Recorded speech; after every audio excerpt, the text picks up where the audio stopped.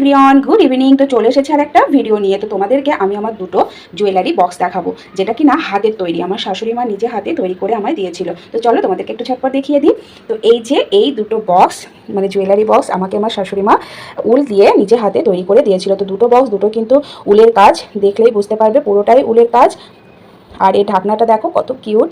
আর এর মধ্যে আমি ডেলি যে ইয়াররিংগুলো ইউজ করি সেগুলো এর মধ্যে আমি রেখে দিই, দুটো বক্সের মধ্যেই রেখে দিই। তো এই ঢাকনাটাও দেখো কত কিউট, আর একদম ছোট্ট কিউট দুটো বক্স। আমার তো ভীষণই পছন্দের, আমার খুবই ভালো লাগে। প্রায় 5 বছর হয়ে গেল বক্স দুটো আমি খুব যত্ন করে এই বক্স দুটো রাখি, কারণ পছন্দের জিনিস একবার খারাপ হয়ে গেলে কিন্তু খুব কষ্ট লাগে। আর আমি সবসময় এই দুটোকে এভাবে চোখের সামনেই রেখে দিই, যখন আমার দরকার হয় ইয়াররিংয়ে, খুব তাড়াহুড়োর মধ্যে থাকি, এর মধ্যে কিন্তু টুক করে পেয়ে যাই, তো কোনো অসুবিধা হয় না। আর এটা দেখতেও কিন্তু ভীষণই কিউট, ভালো লাগে চোখের সামনে থাকলে। তো বক্স দুটো আমি এইভাবে কিন্তু আয়নার সামনে, মানে আয়নার সাইডে রেখে দিই, আর আমার কিন্তু খুবই ভালো লাগে, দেখতেও কিন্তু ভীষণই সুন্দর লাগছে, তাই না?